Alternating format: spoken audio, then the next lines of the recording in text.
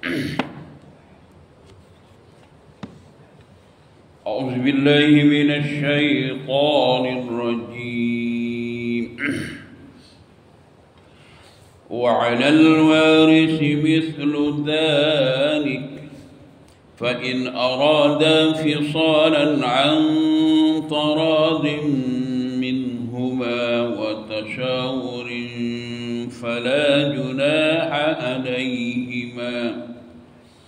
وإن أردتم أن تسترضعوا أولادكم فلا جناح عليكم إذا سلمتم ما آتيتم بالمعروف واتقوا الله واعلموا أن الله بما تعملون بصير. صدق الله العظيم. Surah Al-Baqarah ayat 233 kerata yang kedua. Manakala kerata yang pertama kita baca dah pada pagi kemarin, suatu perintah daripada Allah Subhanahu Wa Taala supaya orang yang jadi ibu mak kena menyusu anak dia masa anak dia duduk dalam umur hak nak isapat lagi nak menyusu sekitar 2 tahun dia kena menyusu. Dan sebagaimana kita jelas dah kemarin bahawa hak dia suruh menyusu tu adalah dalam rupa kata suruh secara galak tak jadi wajib. Tak apa ni lain daripada mazhab Maliki, dia kata wajib. Adapun hak ramai-ramai lagi kata tak wajib kecuali kalaulah anak tu tak isap orang lain, nak isap dia seorang. Dalam keadaan lagu tu wajib dia kena beri anak dia tu nyusu. Ataupun dalam keadaan ayah budak tu tadi tak ada duit, nak suruh orang tu mari nyusu anak dia, nak beli susu tak boleh, ada duit tak cukup. Maka dalam keadaan itu supaya anak tu tak jadi mumah, kena wajib mak tadi kena nyusu. Lama mana? Selama 2 tahun. Jadi selama 2 tahun ni lah daging darah yang tubuh tu dia bagi daging darah yang mengharamkan. Yang mengharamkan budak-budak yang pergi nyusu dengan orang lain. Jadi mak susu, dia panggil mak susu dia tu jadi haram dengan dia, haram somo-somo sampai mati. Adik-beradik susu. Jadi dia kira dalam masa 2 tahun ni je. Adapun yang lepas daripada 2 tahun tu tak dikira susu dia duk hisap tu tadi tak dikira jadi daging darah yang mengharamkan. Umur hak jatuh tu budak tu 3 tahun dah nyusu dengan orang betina dengan mak, maka anak tu tak akan jadi haram bagi mak tu kerana ia lebih pada 2 tahun. Dan juga kita baca mari juga seorang ayah ni tadi apabila lah bini dia mak dia susu dalam keadaan dia ni becek ataupun tak becek, cerah tak cerah pun, maka atuk lelaki tadi, ayah kepada anak tadi wajib dia kena beri nafkah makan ni juga pakaian, tempat duduk sebagainya beri kepada hak susu anak dia tu tanggungjawab seorang ayah mengikut kemampuan. Hal ni kena dia ada sakat mengikut kemampuan. Dia mampu banyak ni, dia boleh lebih banyak ni, banyak tu. Tidak memberatkan, la tukallafu nafsan illa wus'aha. Sekadar tu ya. Begitu juga sebelah halik orang nyusu. Lek nyusu pun yang nyusu tu sekadar yang mampu juga. Lagu mana? Sekadar yang mampu duk nyusu mula-mula ngedemai sakit tak mampu nak nyusu, maka hak kata jadi wajib tadi tak jadi dalam wajib, tak kuasa dah dia. Itulah yang kita baca mari. Dan dia pesan ingat kepada kita supaya jangan ayah dengan ibu tadi duk nyanyo kepada budak, ngaju dalam keadaan dia bercerah tangan ni, ngaju. Hak dia nak kata mungkin cari hak lain lah, aku tak mau pelihara anak ni, cari mak lain lah, budak ni duk lapar.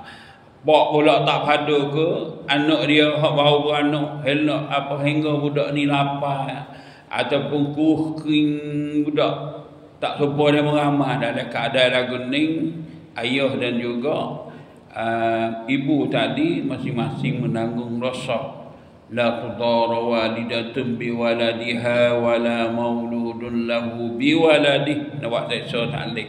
Kena cara hukum Tuhan, dia kena cara orang yang jadi ayah, orang yang jadi ibu kepada anak dia ni tabiat yang semula jadi dah. Lebih-lebih lagi orang betina. Orang betina ni kasih sayang kepada anak tu boleh kata lebih besar, lebih banyak daripada orang jantan, kerana dia ni Tuhan buh satu sifat nama Tuhan duduk dari perut orang betina, dia panggil rahim. Anak kandung belum pada nak tubik duduk dalam rahim ibu, duduk dalam perut. Kita orang jantan ni nama Tuhan tak ada dalam perut, tapi keistimewaan orang betina Tuhan tak. Rahim nama dia. Apa makna rahim? Kasih sayang, cinta, buh dalam perut orang betina. Supaya dengan hak ni dia tubik anak, semula jadinya tabiat dia adalah sayang kepada budak tu tadi. Sebagaimana yang kita cerita pada pagi kemarin, orang yang tidak ada sifat kasih sayang ni seolahnya rahim dia tu tak sepakat, cabut. Lebih baik hayat daripada dia ni kada duk bunuh dak tahu anak. Kata kita tu. Jadi sama daripada tu pula Tuhan kata wa 'alal warisi mithlu dzalik. Begitulah juga kepada pewaris-waris. Pewaris mana orang yang kalau tak ada ayah, tak ada mak, waris nak jaga anak tu, dia kena wi lagu tu juga. Wi nafkah ayah tak ada dah. Lepas tu nak wi nafkah cara kepada orang ada cara ke budak tu tadi. Pak hak jantan, pak hak jantan tu, waris-waris dia semua tu lah, tak kira siapa-siapa yang bertanggungjawab terhadap kanak-kanak bayi yang baru lahir itu, kena ambil tempat hak ayah mati tu. Wa ala warisi, ayah, pak saudara dan setengah ulama kata tanggungjawab belaka, sebelah lek mak pun tanggungjawab, sebelah lek pak pun tanggungjawab. Kena beri nafkah kepada yang menyusu dan nafkah kepada bayi itu. Fa in arada fisalan an taradim minhuma, maka apabila kedua-duanya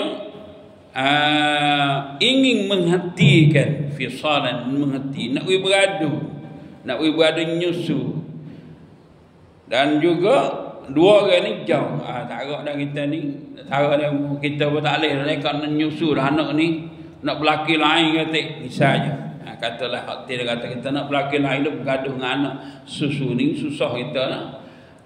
Jadi nak kerak tengah jalan, jadi nampak budak ni pun nampak boleh kira dah, gagah dah molek dah. Wa tasyawurin, dan juga dua orang ni bermusyawarah, bicara tok lelaki dengan bini, jadi bekas bini dia bekas tok lelaki. Budak ni tak boleh dah, kita kena sepatutnya pasal lain dah ni, kena cari orang lain ke belah mana ikutlah. Fala junaha alaihi, maka tidak berdosa atas dua ayah dan ibu tadi. Nak kerat anak dia ni tak habis, tak cukup 2 tahun lagi tak susu dah. Mak tak mau susu dah, mungkin cari orang lain lah. Cari tina lain, kalau nyusu dah ambil kupas susu tu, suruh dia sebagaimana Nabi itu, mak dia susu petai, lepas tu ikut orang lain susu Nabi. Jadi tak apa, hukum kata tak berdosa. Wa in aradtum an tastardi'u auladakum. Dan Tuhan kata, dan jikalah kamu ingin menyusukan anak-anak kamu itu oleh perempuan yang lain, orang tina, apa nama ni, nak buat orang tina lain, orang makan upah. Lah ni mah kita tak ada lah susu lagu tu duk pakai upah, tak ada. Jangan, tak ada orang buat lah. Pada masa dulu ada orang dah ambil upah susu. Sebab tu Nabi kita disusu oleh beberapa orang ibu, supaya apa nama ni boleh kekalkan. Dan mak dia tu orang yang ada kena mak sikit. Nampak bergaduh dengan anak ni, upah demo lah, dah kita duit ada. Jadi kita pun seperti kalau nak upah orang susu boleh.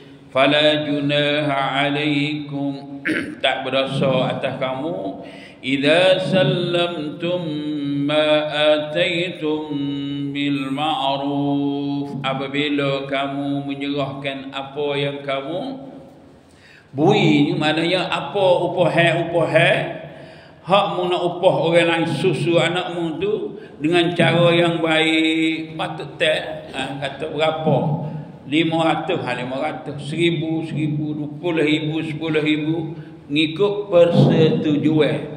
Kalau nak wis susu saja-saja ni, kalau sehari 2 kali 3 kali tu tak apa. Tapi kalau mahal tahun-tahun ni, boleh jadi anak hak suruh susu ni nyuat raling malah cara mana aku anak orang ni, anak orang aku tak ada boleh apa dia susu anak dia.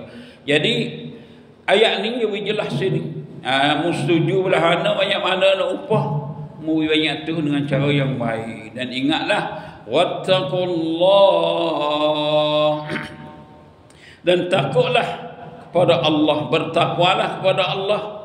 Wa'lamu anna Allah bima ta'maluna basir. Takwalah dan ketahuilah bahawa Allah Maha melihat dan Maha mengetahui.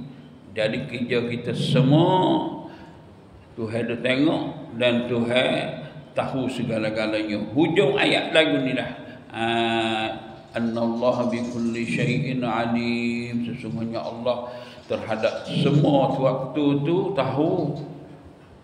Inna wallahu ya'lamu wa antum la ta'lamu, Tuhan tahu sedangkan kamu tak tahu. Ni ayat ni seperti juga tahu nak keyakin ni bahawa kita ni duduk di dalam perhatian Allah. Tuhan tahu belaka, sama ada yang kita tunjuk atau yang kita susuk sembunyi. Mudah-mudahan kerata yang kedua ni dengan pitah lalu kita boleh ambil perhatian dan juga buat kaji atas diri kita. Betul ke tak lagi kita duduk dengan Al-Quran ni? Quran ni nak jadi dalam lagi kena mengaji dalam kitab fonok ataupun kitab fiqh. Dia cara susu menyusu, cara perak anak dan sebagainya. Mudah-mudahan kita dirahmati Allah, selamat kita dunia dan selamat kita akhirat nanti. Subhanallah wa bihamdihi, subhanakallah wa bihamdiha, asyhadu an la ilaha illa anta astaghfiruka wa atubu ilaik.